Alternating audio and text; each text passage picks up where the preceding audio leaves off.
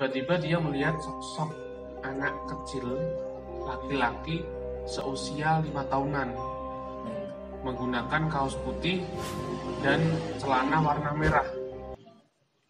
Assalamualaikum warahmatullahi wabarakatuh. Waalaikumsalam warahmatullahi wabarakatuh. Kembali lagi bersama kami di segmen yang ditunggu-tunggu, yaitu obrolan horor.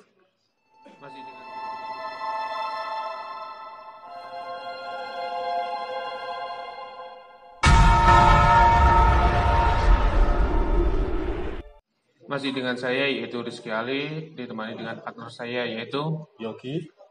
Kali ini kami akan mengisahkan kisah yang kedua dari Cak Geri. Episode sebelumnya. Iya, tapi kisahnya ini berbeda, Mas. Yang kemarin itu berbicara tentang mimpi, kali ini berbicara tentang kuliner. Rumah tusuk sate. Iya. Oke, di sini kami akan menceritakan kisah pengalaman dari Mas Geri seperti biasa, dibungkus dengan obrolan versi anak warungan. Jangan lupa apabila kalian punya cerita pengalaman horor kayak cerita Mas Geri, bisa di-share ke kami lewat link yang ada di deskripsi di bawah ini. Jangan lupa juga siapkan amunisi kalian, kopi, teh, serah, bendek, gak apa-apa. Untuk main giler untuk menemani menonton video ini. Jangan lupa juga siapkan headset kalian agar horornya lebih terasa. Jangan lupa juga pakai jaket karena mau keluar. Oh, ini lagi nggak enak. Lagi dingin-dinginnya. Iya. Kayak mantan. Alah. Kalau sudah nggak ada keperluan lagi, langsung pulang, ya kan? Biar aman. Mengantisipasi wabah pandemi. Jaga keluarga, ya kan? Kesehatan nomor 1. Iya. Oke, langsung aja Bor, kita nyalakan obornya. Jadi Geri sama ibunya, ya kan, mereka pindah dan tinggal di tempat itu sejak tahun 2004 sampai 2019 akhir.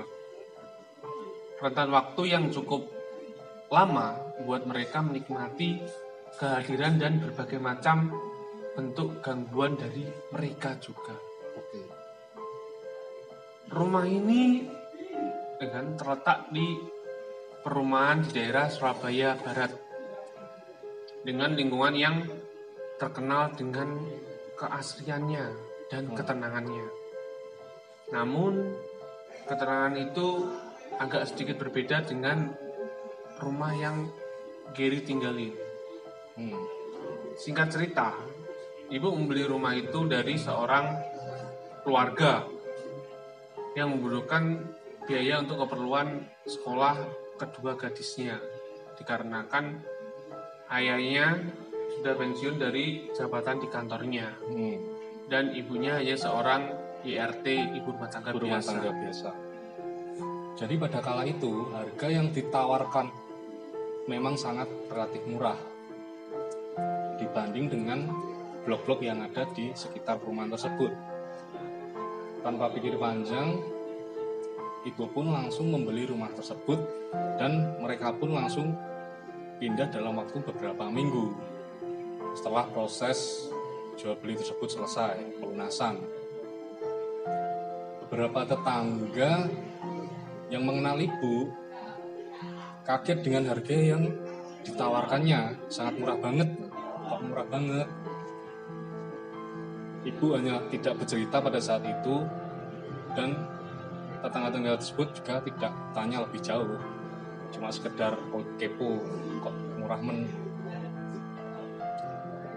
Geri juga sangat suka dengan rumah yang baru tersebut karena view-nya itu kayak di villa, jadi terlihat adem, asri, nyaman gitu. Ditambah dengan langit-langit itu tinggi, jadi sirkulasi udaranya berputar, jadi tambah adem lagi seperti itu. Selain itu, terdapat taman yang mengelilingi rumah dan ada kolam ikannya. Serta ada tambahan juga taman kecil di samping belakang rumah. sungguh suasana yang sangat nyaman. Hari pertama mereka pindah, tidak ada gaduhan atau kejadian yang ganjal. Adem ayem. Dan ketenangan itu berlanjut hingga beberapa hari kemudian. Pada suatu sore, sekitar hampir maghrib, dengan saat itu Gary baru pulang dari sekolahnya, masih SMP tahun itu. Oh ya. Masih SMP kan. Yang cerita selanjutnya kan Mas Gary udah cerita sebelumnya Gary udah kuliah, ya. Hendak mau mandi, dia pun mengambil handuk yang ada di lantai atas. Dan ketika dia menuruni anak tangga dari jemburan itu, tiba-tiba dia melihat sosok anak kecil laki-laki seusia 5 tahunan menggunakan kaos putih dan celana warna merah. Seingatnya, sekelibat sosok itu tampak mengintip dari arah garasi. Gary pun kaget, sontak mendatangi titik di mana sosok itu ada, sosok itu muncul, langsung datang, set. Mungkin karena berpikirnya takut ada penyusup atau maling atau sebagainya. Itu. Setelah dicek, ternyata nggak ada apa-apa, kosong. So mungkin Gary mengira saat itu mungkin lelah karena habis beraktivitas sekolah pada waktu itu. Karena lelah dan posisi di rumah itu Gary sendirian dan ibunya masih kerja, belum pulang. Kemudian selesai mandi, waktu sudah menunjukkan pukul 6 maghrib, menjelang maghrib lah, 6 sore. Sambil santai mainan HP, sembari duduk-duduk menunggu ibunya pulang.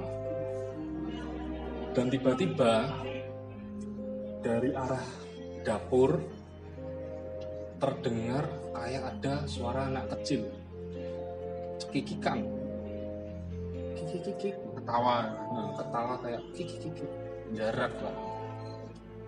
Merinding dong si Gary, bulu kuduknya. Tapi perasaan takut itu segera ditepis dan langsung mendatangi asal suara cekikikan tersebut. Saat dicek dan sekali lagi nggak ada apa-apa. Jadi yang sedikit paham akan hal yang aneh, ya kan? Terus hanya berkata dalam hati, ya kan? Pelan, jangan ganggu ya. Kalau pengen kenal, caranya yang baik-baik.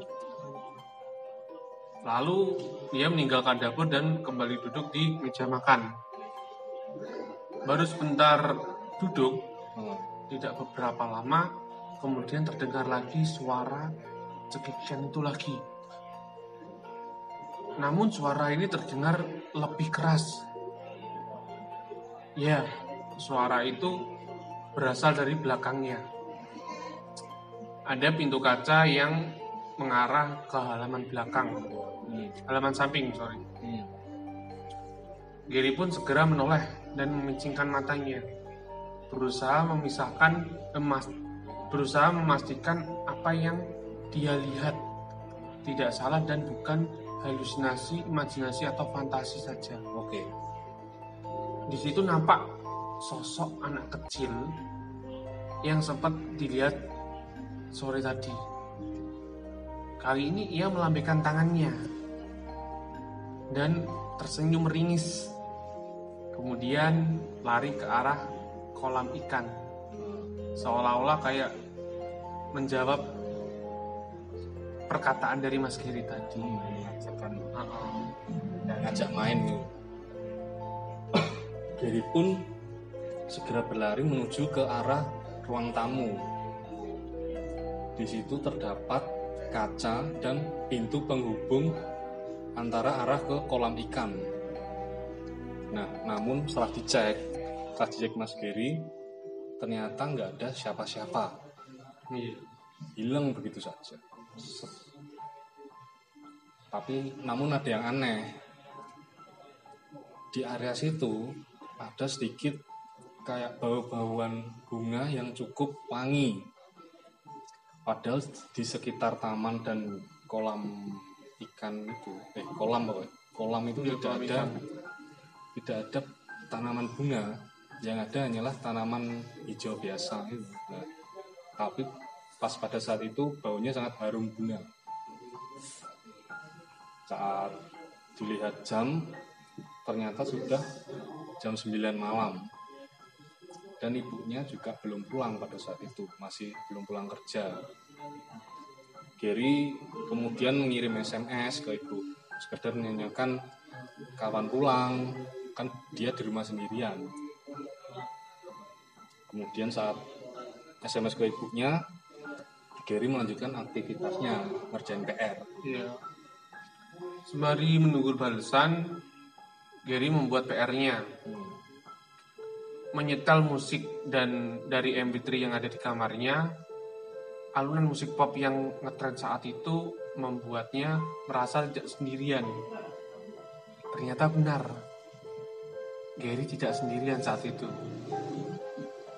Tiba-tiba terdengar suara ketukan dari arah kaca jendela kamarnya. Posisi kamarnya saat itu masih di lantai 1.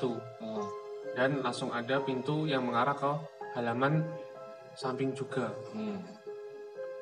Tok tok tok, tok tok tok. Suara itu cukup keras dari arah jendela. Hanya terdiam. Tok tok tok, tok tok tok. Suara itu lebih keras lagi dari sebelumnya. Gary pun beranjak dari tempat tidurnya, ya kan, dan menyikap tirai tipis yang ada di jendela kamarnya. Tidak ada siapapun yang ada di situ. Saat itu, Gary kembali duduk, ya kan, mencoba kembali duduk lagi. Sebelum duduk, suara ketukan itu kembali muncul lagi. Tok tok tok, tok tok tok. Gary pun gemes. Iya. Gary kembali menyikap tirai tipis tersebut. Namun seperti kejadian sebelumnya saat diintip, tidak ada siapa-siapa, kosong. Karena terlanjur bete, Gary pun mematikan musiknya dan kemudian gantian nonton TV sambil menunggu ibunya pulang. Setelah sekian lama menunggu, akhirnya ibunya pulang. Kemudian Gary menceritakan hal-hal ganjil yang dialami saat itu. Hari itu, sore itu tadi. Menceritakan hal-hal yang dialaminya tadi. Ibunya malah tertawa dan meledek. Loh, anak mama bisa takut juga tuh ternyata. Tidak apa-apa itu, cuma mau kenalan aja kok, kata ibunya. Gimana sih mama malah ngetawain, ngeselin, kata Gary. Sebenarnya Gary memang tidak takut, mungkin hanya sedikit terganggu karena suara-suara itu. Iya. Kemudian ibunya bercerita kalau ibu sendiri itu juga mengalami melihat sosok anak kecil itu pada saat awal pertama kali pindahan. Tapi ibunya diam aja, nggak cerita ke siapa-siapa. Ibu memilih diam karena tidak ingin Gary takut. Dan Gary pun menghargainya. Namun pada akhirnya Gary pun melihat sosok itu sendiri. Memang sosok anak kecil itu tidak seberapa mengganggu. Hanya saja agak sedikit usil lah, Mas. Iya, anak kecil kan senengnya main ya. Iya, nggak pengen sendirian gitu. Itu adalah salah satu karakter yang diceritakan oleh Mas Gary nantinya. Ya. Posisi rumahnya memang yang diceritakan tadi, yang tusuk sate itu. Iya. Entah benar atau tidak, mitos yang mengatakan kalau rumah tusuk sate itu posisinya memang memiliki aura atau hawa yang tidak seberapa bagus. Tapi anehnya, rumah ini sangat adem dan nyaman suasananya. Berasa kayak di villa gitu. Kembali ke sosok anak kecil yang tadi, Mas ya. Gary sempat melihat beberapa kali. Terkadang sosok itu mengintip dari jendela arah dapur, atau hanya terdengar suara tertawa cekikikan dari arah-arah tertentu. Dan beberapa karyawan ibu juga sempat melihat anak kecil itu saat berkunjung ke rumah. Mungkin banyak diganggu. Pada waktu itu sebut saja Mbak Ati, karyawannya ibu, dia pernah melihat sosok anak kecil ini mengintip saat menunaikan sholat di ruangan bawah. Menurut Mbak Ati, sosok itu hanya menyeringai, dan saat dilihat refleksi, sosok itu nggak ada, hilang begitu saja. Cerita lain yang teman Gary pernah alami. Jadi saat teman Gary main berkunjung ke rumah Gary, itu juga diganggu sosok-sosok yang tinggal di situ. Jadi kejadiannya saat di rumah, jadi dia melihat ada sosok anak-anak sedang mengintip dari jendela lantai 2. Padahal di luar jendela lantai 2 itu nggak ada balkon atau pijakan kaki. Jadi kalau dilihat dari dalam, wah itu nggak ada pijakannya, berarti seolah-olah yang mengintip itu melayang. Jadi semenjak saat itu, kalau ada temennya yang berkunjung ke rumah menginap, ya, di rumahnya Gary tidak mau meninggalkan temannya sendirian, ya. Ditemenin sih. Karena ia parno kalau tiba-tiba melihat sosok anak kecil itu lagi. Ya itulah kisah dari Mas Gary, ya salah satu karakter yang ada di rumahnya Mas Gary. Yang terkenal dengan tusuk sate. Iya, yang hawanya berbeda. Tapi mungkin mitos atau fakta, setahu saya kalau rumah tusuk sate itu pasti hawanya atau auranya itu beda. Iya, Mas. Mungkin karena apa? Ya karena tusuk sate itu ada apanya, ya. Mungkin feng shui-nya ya, Mas. Feng shui-nya berbeda gitu. Nggak beda sama yang kalau sungai itu di tikungan, sungai yang menikung. Sungai menikung itu di atasnya itu adalah tempat perkumpulannya. Iya. Jadi senengnya ngumpul, nongkrongnya di situ. Berbagai macam. Biasanya ya sing tinggi di sungai loh. Iya.